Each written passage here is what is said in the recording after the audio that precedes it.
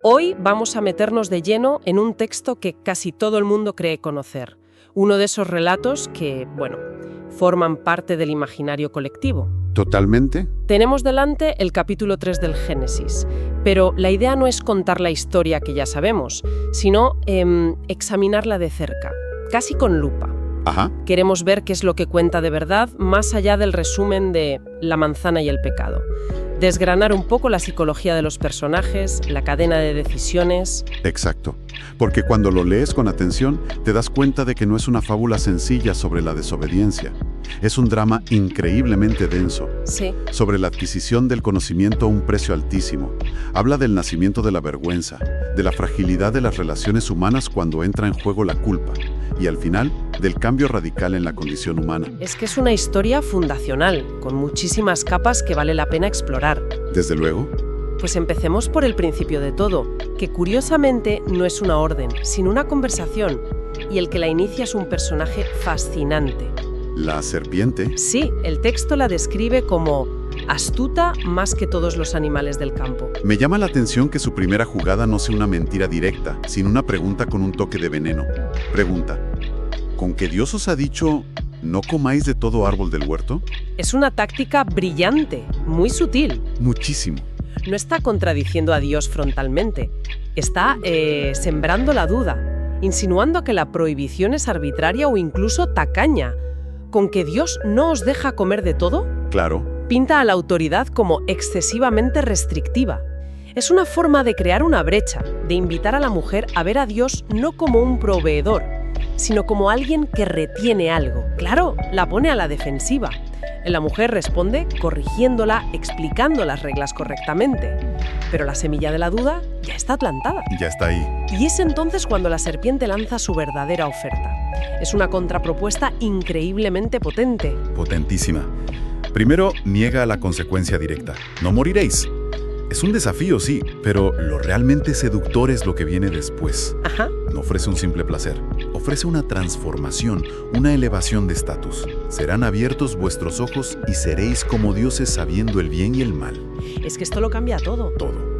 La elección ya no es entre obedecer y desobedecer. Ahora es entre permanecer en la ignorancia o alcanzar la divinidad y la sabiduría. Es un argumento de venta espectacular.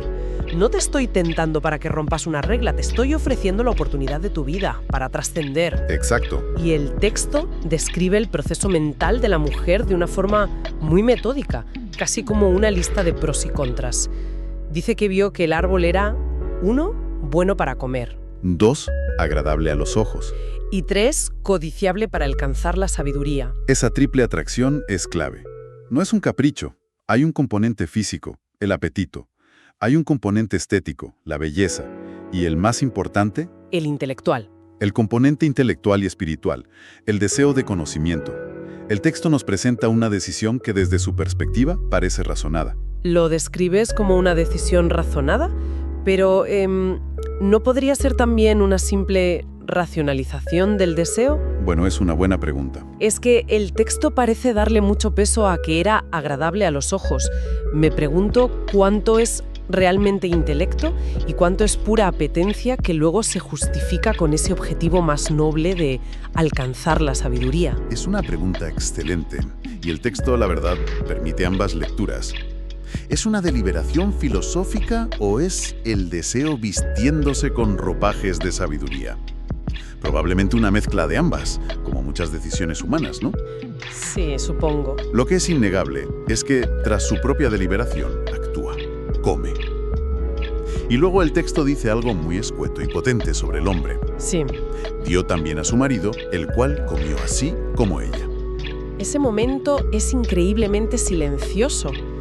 Para la decisión de ella tenemos todo un proceso interno, pero él simplemente come. No hay diálogo, no hay persuasión descrita, no hay dudas. ¿Qué te sugiere esa pasividad? Pues sugiere una dinámica de confianza o quizás de complacencia, ¿sabes? No se nos muestra ninguna deliberación por su parte. Él parece aceptar el juicio de ella sin cuestionarlo. Es que es una ausencia de conflicto que resulta casi más dramática que una discusión. Totalmente. Simplemente participa. Y con ese acto, ambos cruzan el umbral. Y aquí es donde la historia da un giro que a mí siempre me ha parecido fascinante. A ver, La consecuencia inmediata no es un rayo del cielo ni la tierra abriéndose, es algo interno, psicológico. sí, El texto dice: y fueron abiertos los ojos de entrambos, y conocieron que estaban desnudos. exacto. La apertura de ojos que prometió la serpiente ocurre. Pero el resultado no es el poder divino que imaginaban, sino una autoconciencia abrumadora. Claro, De repente, la desnudez, que antes era un estado neutro, de inocencia, se carga de significado, se convierte en vulnerabilidad, en algo que hay que ocultar. es como si se vieran a sí mismos por primera vez como individuos separados, juzgándose, y su primera reacción instintiva es cubrirse. Sí, cosieron hojas de higuera y se hicieron delantales. Es el primer acto de tecnología, por así decirlo, motivado por una nueva emoción, la vergüenza. Es el nacimiento de la cultura, en cierto modo. La creación de una barrera entre el yo y el mundo, entre el yo y el otro. Antes eran uno con el jardín, ahora están separados. Y esta nueva conciencia de sí mismos lleva directamente a la siguiente emoción, el miedo. Totalmente. Oyen la voz de Dios, que se paseaba en el huerto, y su reacción ya no es de comunión, es de pánico. Se esconden. Y cuando Dios, que obviamente sabe dónde están, pregunta ¿dónde estás tú?, la respuesta del hombre es muy reveladora.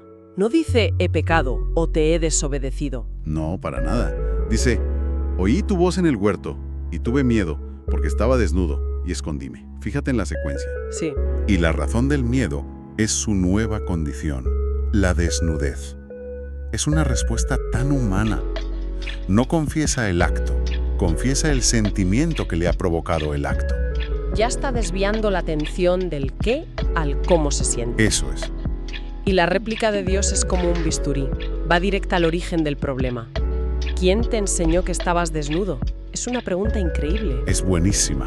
Dios no pregunta por qué estás desnudo, sino quién te ha dado este nuevo conocimiento, esta nueva perspectiva.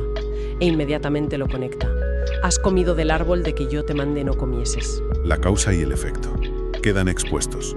No hay escapatoria. La vergüenza y el miedo son la prueba del delito. Y es en este momento, cuando el hombre es acorralado, que empieza lo que podríamos llamar la gran cascada de la culpa. Sí. Es un momento casi vergonzoso de leer. Dios le pregunta directamente y el hombre, en lugar de asumir su responsabilidad, hace una doble jugada maestra de la evasión. ¿Total? Responde, la mujer que me diste por compañera me dio del árbol y yo comí. Es brutal. Es brutal por dos motivos. Primero, culpa a la mujer. Ella me dio. Claro. Segundo, y esto es aún más audaz, culpa indirectamente a Dios. La mujer que tú me diste. Es que básicamente está diciendo, si no me hubieras dado esta compañera, esto no habría pasado. En el fondo es culpa tuya. Es increíble. Y la cadena continúa porque cuando Dios se dirige a la mujer, ella Hace lo mismo. lo mismo. La serpiente me engañó y comí. Nadie asume la autoría de sus actos. Es una secuencia de evasión de la responsabilidad crucial. Entiendo, y supongo que las sentencias que vienen después reflejan esa jerarquía de la culpa, ¿no? Exacto. La cadena de responsabilidad se invierte para aplicar las sentencias. Dios se dirige a los culpables en orden inverso. Como la mujer culpó a la serpiente, Dios empieza por el origen de todo. La serpiente. Vale. ¿Y cuál es la sentencia para la serpiente? Parece ser una degradación total. Es una humillación física y existencial. Maldita serás entre todas las bestias. Se le condena a arrastrarse sobre tu pecho. Y a polvo comerás todos los días de tu vida. O sea, de ser el más astuto de los animales, pasa a ser el más bajo, literalmente. Pegado a la tierra. Y luego se añade esa sentencia casi metafísica, una enemistad eterna. Enemistad pondré entre ti y la mujer, y entre tu simiente y la simiente suya. Esta te herirá en la cabeza y tú le herirás en el calcañar. Un conflicto perpetuo. Entiendo. La condena a la serpiente es casi una degradación física. Pero lo que le dice a la mujer parece ir a un plano mucho más personal, social y biológico. Totalmente. La sentencia para la mujer se centra en dos esferas fundamentales de su existencia, según este relato. La primera es la procreación. El dolor. El dolor. Multiplicaré en gran manera tus dolores y tus preñeces. Con dolor parirás los hijos.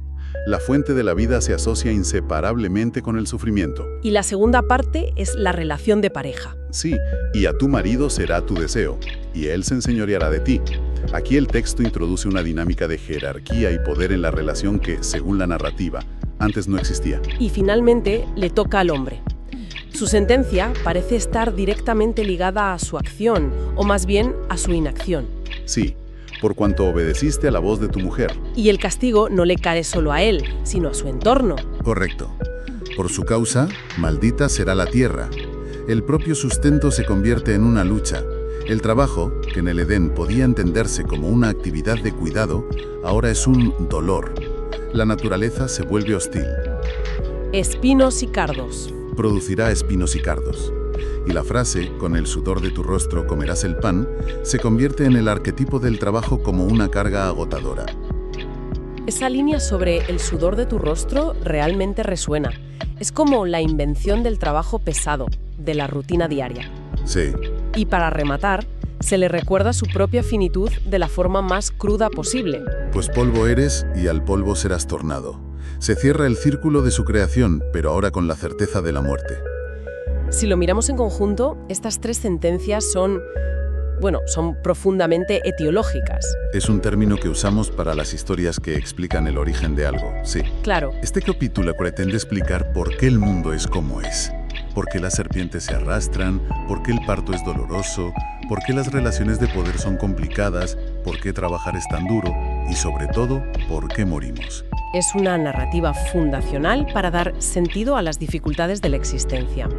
Prácticamente todo el sufrimiento humano explicado en unos pocos versículos. Es increíblemente denso. Pero justo después de estas sentencias tan duras, el texto nos presenta dos escenas que rompen un poco el tono. Parecen casi fuera de lugar. Sí, son dos momentos muy significativos. El primero es un acto del hombre. A pesar de la condena a muerte que acaban de recibir, el texto dice que llamó el hombre el nombre de su mujer, Eva, por cuanto ella era madre de todos los vivientes. En medio de la sentencia de muerte, él realiza un acto de nombramiento que es pura esperanza. Totalmente. Mira hacia el futuro, hacia la vida que continuará a través de ella. Y el segundo momento es aún más sorprendente, y viene de Dios, después de dictar estos castigos terribles. Sí, este es fascinante. El texto dice: «Y Jehová Dios hizo al hombre y a su mujer túnicas de pieles, y vistiólos». Después de todo el juicio, esto parece tierno. Es un gesto profundamente paradójico. Sustituye las frágiles e improvisadas hojas de higuera por algo duradero y protector. Es un acto de provisión, de cuidado, casi paternal. Los prepara para el mundo hostil al que están a punto de ser arrojados. Exacto. Pero espera, túnicas de pieles. Eso implica la primera muerte, ¿no? Un animal, o varios, tuvieron que morir para cubrir la vergüenza humana. Es un detalle potente y bastante oscuro, sí. Ese acto de cuidado implica un sacrificio. Es un matiz crucial. La inocencia del Edén, donde no se mencionan muertes, se ha roto por completo. Para cubrir las consecuencias de su acto, ahora es necesario que algo muera. Es un acto de gracia, pero una gracia que ya tiene un coste. Y esto nos lleva a la pregunta final. Si parece que los cuida, ¿por qué los expulsa? Parece contradictorio. Uno pensaría que el castigo ya estaba completo. Sí, hay algo más en juego aquí que una simple punición. Claro, ¿por qué el destierro? El texto es muy explícito sobre la motivación de Dios. Y no es simplemente iros de aquí porque me habéis desobedecido. No. Es casi como si Dios estuviera deliberando consigo mismo o con otros seres divinos. Exacto. La razón que se da es una medida preventiva. Dios dice: «He aquí el hombre es como uno de nos, sabiendo el bien y el mal». Ya han alcanzado un estado similar al divino en cuanto a conocimiento. El peligro es lo que podría venir después. ¿Qué es? Ahora, pues ¿por qué no alargue su mano y tome también del árbol de la vida, y coma, y viva para siempre? O sea, la expulsión es para evitar que se coman la segunda fruta. Exactamente. El problema no es tanto el castigo por el primer árbol, sino la prevención de que lleguen al segundo. Imagina la consecuencia: una humanidad que ahora conoce el bien y el mal. Y por tanto, el sufrimiento, la vergüenza, el dolor. El trabajo agotador, las relaciones conflictivas, pero atrapada en ese estado para siempre, sin la posibilidad de morir. Sería un infierno eterno. Visto así, la expulsión es casi un acto de compasión para evitar un destino infinitamente peor. Podría leerse así. Y para asegurarse de que no vuelvan, ponen una seguridad bastante seria en la entrada. La máxima seguridad. Puso al oriente del huerto de Edén querubines y una espada encendida que se revolvía por todos lados para guardar el camino del árbol de la vida. El camino de regreso a la inmortalidad queda permanentemente bloqueado. Entonces, si recapitulamos todo el viaje que hemos hecho en este texto, hemos pasado de una situación de simplicidad e inocencia a una complejidad abrumadora. Sí. Una cadena que empieza con una pregunta astuta y termina con la humanidad redefinida por el conocimiento, la culpa, el trabajo, el dolor y la muerte. Es la crónica de un cambio de estado irreversible, de la inocencia a la experiencia, de la inmortalidad potencial a la mortalidad confirmada, y de una vida en armonía con la naturaleza a una lucha constante contra ella. Y el eje sobre el que gira todo.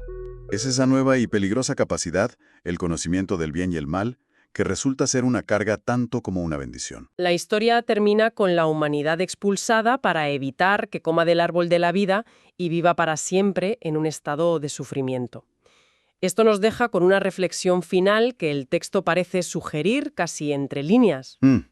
Si el acto final de Dios fue impedir una eternidad de sufrimiento, podríamos reinterpretar la mortalidad. Es la muerte, en este contexto, no tanto el castigo original, como una especie de medida de protección divina, una cláusula de escape. Es la muerte, paradójicamente, una forma de misericordia.